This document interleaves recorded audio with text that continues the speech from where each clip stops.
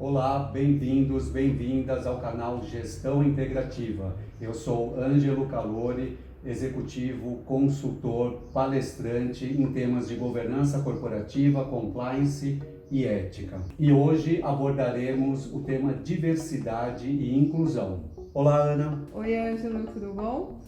Olá, pessoal, bem-vindos e bem-vindas ao canal Gestão Integrativa. E eu sou Ana Paula Candeloro. Eu sou executiva, conselheira, mentora de startups.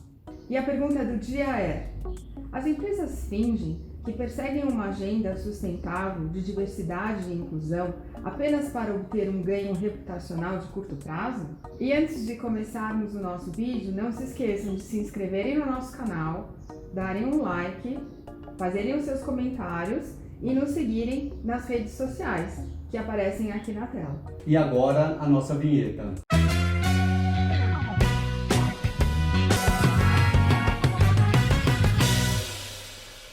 Nesta série de vídeos, abordaremos o tema diversidade e inclusão com foco em algumas pautas, como mulheres, pessoas negras e pardas, pessoas gordas, pessoas com deficiência e a comunidade LGBTQIA+.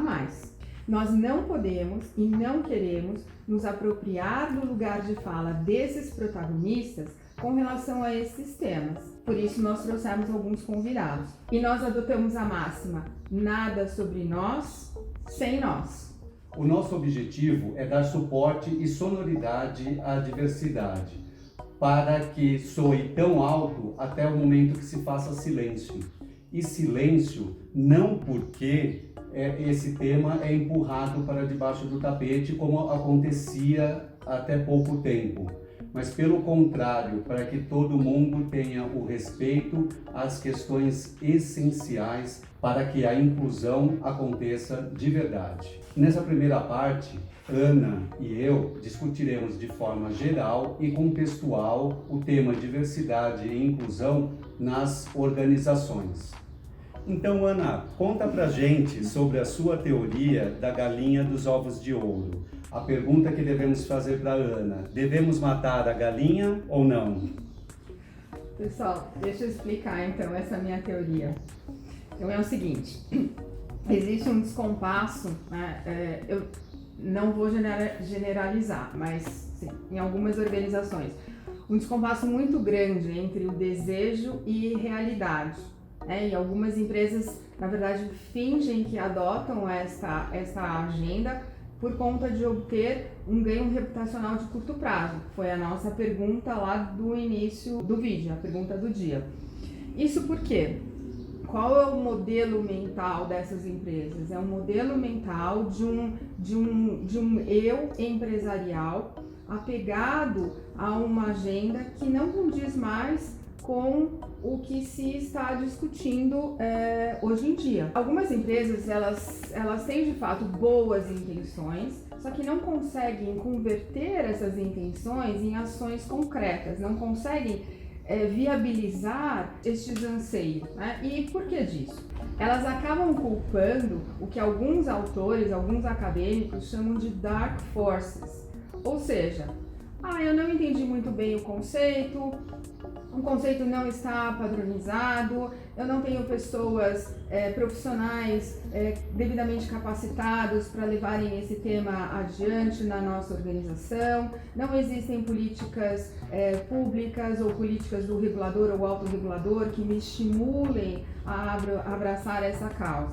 Então essas seriam as dark forces atrás das quais esse eu empresarial muito voltado, né, para o ego, né, se esconde para não abraçar esse novo momento. Então o que acontece? Precisa existir uma transformação. A empresa, esse eu empresarial precisa se conectar, né, com o propósito, com uma nova visão. E aí eu gosto, né, de lembrar, de citar o professor Otto Scharmer, do MIT, que introduziu o conceito da teoria U. É uma teoria importante que a gente pode usar como uma forma de mudar, né, tudo isso. É efetivamente uma estratégia para a mudança, Exato, é uma estratégia de mudança. Então, Essa estratégia, ela se compõe, né, na verdade, de 3 passos, né, para que isso aconteça. Então ele fala, primeiro, no sentir, quando você tem que se dar conta, né, do seu atual modelo mental. Você olha em volta e você vê onde você se encontra em termos de contexto e de modelo mental. Você tem que se inteirar da sua realidade. Depois você vai para a fase do presenciar, onde você se conecta com uma nova realidade, com uma visão, com um propósito diferentes, mas precisa realmente de fato haver essa conexão. E por fim, depois dessa jornada reflexiva, a gente vai para o realizar. No realizar, então, é a adoção daquilo, né, que foi refletido nesse percurso. E isso é que vai abrir o espaço para a inovação e para uma nova agenda. E aí, de fato, esse eu empresarial se transforma, ele se conecta com esse propósito profundamente e ele passa a ter essa preocupação, né, com o oikos, com o todo, com a sociedade, e ele sai daquela posição de ego centrado para uma posição de eco focado, onde o bem-estar da comunidade é muito mais importante do que aquele ganho de curto prazo. E aí a gente lembra, né, da teoria do stakeholder value versus o shareholder value, ou seja, a gente precisa levar em consideração todas as partes interessadas, né, no nosso negócio, que sofrem uma influência e que influenciam no nosso negócio, né, para que a gente cause esse bem-estar coletivo. Então, voltando, né, a galinha dos ovos de ouro, é muito fácil a gente se manter numa posição tradicional, confortável, aquela nossa zona de conforto, porque a gente já está ganhando dinheiro com isso, nós já temos todos os negócios muito bem estruturados, então é difícil, um pouco mais difícil a gente querer se aventurar em uma outra seara. A ruptura mesmo para tentar um novo. Exato. De novo a inovação. Exato, né? Por isso que eu falo, então não tenham medo, né, de matar essa galinha dos ovos de ouro, porque essa questão do apego, ela também ela deve ser considerada, e o exercício é o desapego desses valores tradicionais antigos, né? O medo de perder deve ser abandonado. Então não tenham medo de matar a galinha dos ovos de ouro, porque ela vai se transformar em uma outra coisa que vai trazer muito mais riqueza. E tem isso bem quebrar o status quo mesmo, né? Mudando o que está estabelecido, propriamente estabelecido, para dar lugar para o novo. E uma coisa que eu achei bastante interessante que você falou, um termo que eu acho que pega muito para a gente abordar, o eu empresarial. Porque quando você fala muito do sentir e aí do começar até o agir, parece sempre uma pessoa, um ser humano. E a gente está falando de gestão integrativa, de um mundo corporativo, mas que é feito por pessoas. Então eu acho interessante essa combinação do eu empresarial, porque são pessoas movendo a empresa. Não é o CNPJ, né, que vai do nada mudar. Não é colocando uma missão na parede, a gente vai falar disso um pouco à frente, que de repente mudou e agora eu tenho a inclusão, eu tenho a diversidade e eu tenho esse novo. Não é isso? Exato. E a gente sempre fala aqui, né, que a instituição, a empresa é um organismo vivo. E por isso ela tem o seu eu. E no vídeo passado a gente falou que o propósito é uma mola propulsora, né, da gestão organizacional.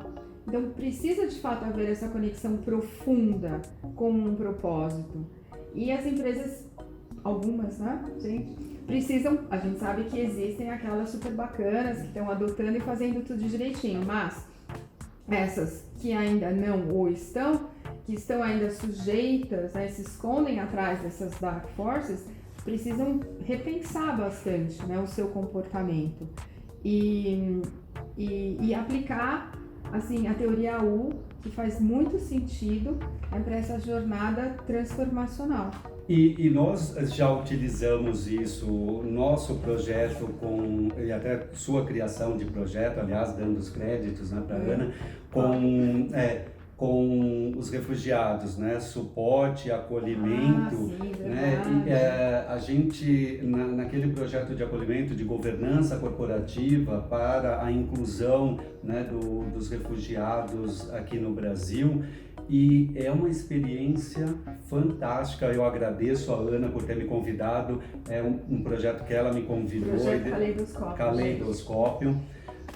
E foi super bacana porque não é simplesmente ir lá e dar aula de governança corporativa. Eu dei uma aula de gestão de riscos e governança, mas é mais do que isso, é conexão com eles, né? E quando você faz essa conexão, o ganho é muito maior, né? O resultado, tanto para eles quanto para a gente também, né? Porque eu não fui lá e dei uma aula, eu fui lá e aprendi, né? Então, a teoria U, que começou a utilizar lá, né? A gente como experiência de prática, né? Funcionou muito legal, né, Ana? Foi ótimo. Mas a gente pode falar sobre o projeto Caleidoscópio. Sim. Oportunamente, acho que vai ser pauta. Isso, vai ser pauta de algum próximo vídeo aqui. Sim, eu citei por conta de aplicação. Sim, e com resultado da teoria U. Foi fantástico. E aí, voltando, né, à pergunta do dia, vamos dizer, dessa desconexão, né, do desejo da realidade, do fato das empresas fingirem. A gente aqui chamou, né, do Diversity and Inclusion Dressing and Washing. Ficou bacana, né? Ficou. Bom, a gente criou essa frase aqui. Então, na verdade, fingir, né, a adoção dessas práticas, dessas políticas, seria um falso acolhimento. Mas e aí, Ângelo, como é que é essa história de washing? Explica um pouco.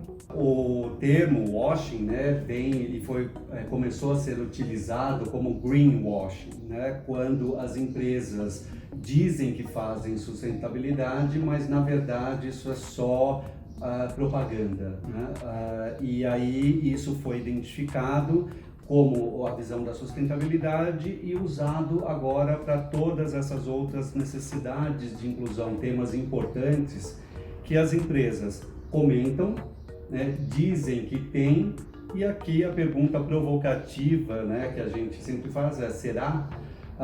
Eu digo isso e até para outras questões de governança corporativa, compliance, prevenção à lavagem de dinheiro, e a diversidade fundamentalmente, né, que é o tema, é que a gente faz porque acredita, porque reconhece a importância e a geração de valor para todo o ecossistema, ou fazemos porque somos obrigados? Isso aqui é muito importante, porque só quando esse propósito realmente foi internalizado, ele se tornar um valor, parte desse eu empresarial, é que realmente a empresa vai conseguir, de fato, né, genuinamente, abraçar a causa. Isso, a visão de incorporação, incorporar genuinamente o tema. Por isso que eu falo, fazemos porque somos obrigados ou porque acreditamos. E o obrigado, que eu quero dizer, é aquela história, né? Como você estava falando do Dark Force, que as empresas usam como desculpa.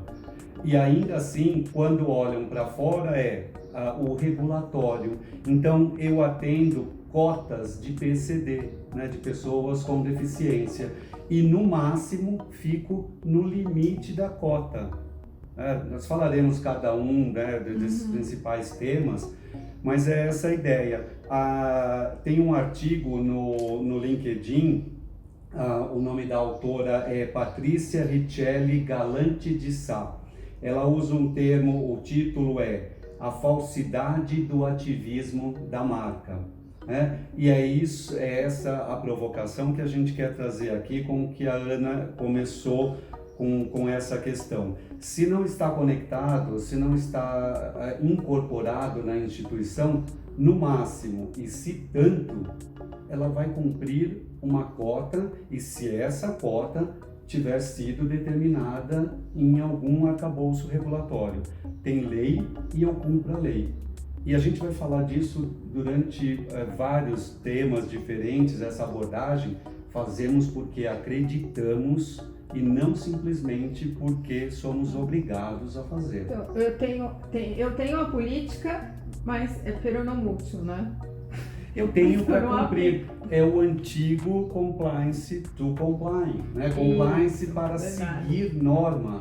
E aí faço uma provocação, oportunamente falaremos desse tema aqui no canal, abordagem baseada em risco.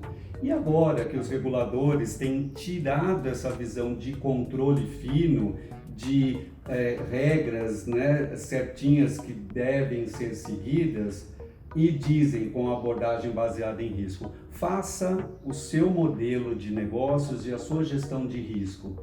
Então, aí pode-se dizer que nesses temas de diversidade e inclusão, as empresas acharão que não precisam e não cumprirão. Então, não é porque tem uma dark force, né? Tem alguém externo exigindo que eu tenha cotas, porque é isso, quando a gente está falando de legislação, é uma visão de cota, de percentual em relação ao total de colaboradores. A gente ter um número específico de negros e pardos, de mulheres, de LGBTQIA+, tudo isso. E a gente falou no primeiro vídeo que é justamente essa diversidade super interessante para as organizações.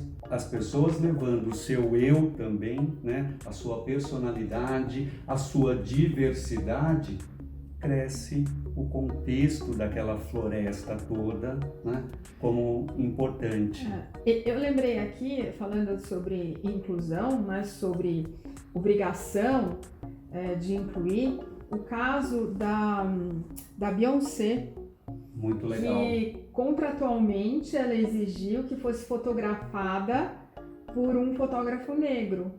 A Vogue. E foi o caso, e isso é recente, 2018, não é? E 126 anos, em 126 anos, que pela primeira vez um fotógrafo negro clicou a uma capa da Vogue.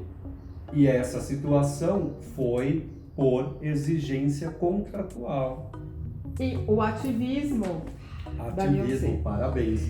E isso traz o tema exatamente do washing e da falsidade, né, de abordar o tema. Porque é isso, também a autora aqui, a Patrícia, comenta de que é essa visão, né, é demagógico até porque a própria Vogue falando e declarando apoio ao tema. Apoio e a prática. E o tokenismo, Ângelo? Como é que é isso? Exatamente. Vocês já ouviram falar, pessoal? Eu também não tinha escutado esse termo para dizer, e quando a gente comentar vai fazer todo sentido para vocês. É o que a autora chama, tá? Eu vou entre aspas, e ela usa para cota de idosos nas empresas, um velho para chamar de meu, né?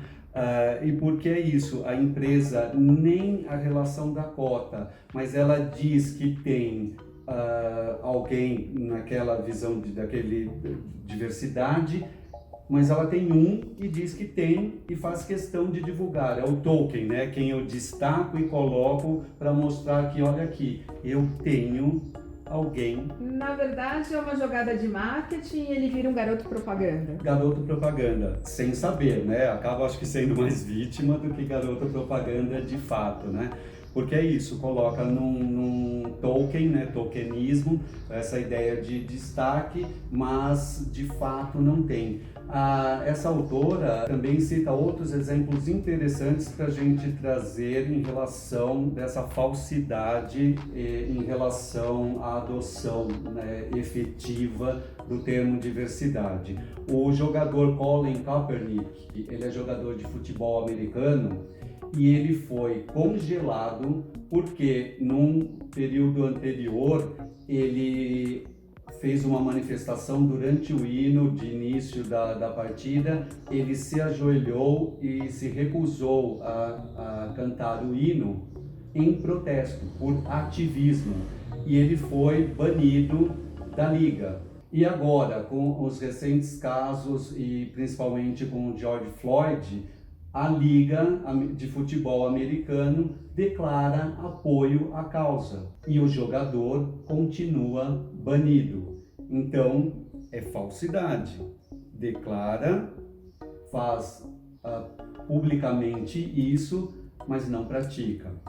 Ela cita também a British Petroleum, que gastou num determinado reporte um valor considerável de verba de marketing para reformulação de marca, inclusive, e campanhas direcionadas à energia limpa e muito menos de investimento na própria energia limpa, né? Então são falsidades que vira tudo aquela questão de que acusa, fala que faz e de fato não faz. Enfim, voltando, né, recapitulando, eu acho que tudo faz parte desse desapego de velhos conceitos, velhos paradigmas e realmente ter a vontade de participar dessa jornada transformacional. Acreditar nisso, de fato. Desapegar e abraçar realmente um propósito que se torne um valor da companhia. Só assim as coisas vão dar certo. E aí, para tornar o nosso discurso, né, mais palpável, trazer à prática, a gente vai agora falar com diversos convidados. Isso mesmo, para que a gente aborde cada um desses temas de uma maneira um pouco mais profunda com os seus representantes no lugar de fala que a gente tanto respeita, né? E Ana, aqui até um ensaio ao vivo. Oportunamente, a gente está falando muito da dificuldade e a importância, é isso mesmo. Dar sonoridade para que fique tão alto até que se faça silêncio. Silêncio porque a coisa aconteceu. Então tem a importância disso. Mas a ideia também é a gente começar a mostrar os casos de sucesso. Quem saiu à frente, quem está mostrando que faz diferença e funciona, não é? Ângelo, fala de novo essa frase. Gente, vocês vão ter que cotar, quote o Ângelo nas oportunidades. Fala de novo. Isso foi uma inspiração do nada, né? De repente. Eu acho que a gente tem que falar tão alto sobre esses temas até que se faça silêncio. E silêncio, é realmente porque eu me conecto com a causa, mesmo não sendo o meu lugar de fala, que eu respeito muito. E é essa a ideia, a gente falar alto até que não precise mais falar a esse respeito. Gente, depois dessa frase poética, eu acho que eu vou chamar a vinheta e a gente passa para o próximo vídeo para conversar com os nossos convidados. Combinado, então, obrigado. Não se esqueçam de se inscreverem no canal, darem like no vídeo, fazerem os comentários, mandarem perguntas pra gente e nos seguirem nas redes sociais que aparecem aqui na tela. Isso aí. Tá bom? Gente, muito obrigada e até a próxima. Pessoal, muito obrigado por nos assistirem e até a próxima. Esperamos vocês. Na lista de pessoas LGBTQIA+. Tá, porque eu falei... Você falou IQA+. LGBTI... LGBTQIA+. LGBT... Tá escrito IA. LGBT... TQIA. LGBTQIA+. Tá. Vai no começo de novo. Quer molhar a garganta? Vem um pouquinho de ar. Tá tudo bem. LGBTQIA+.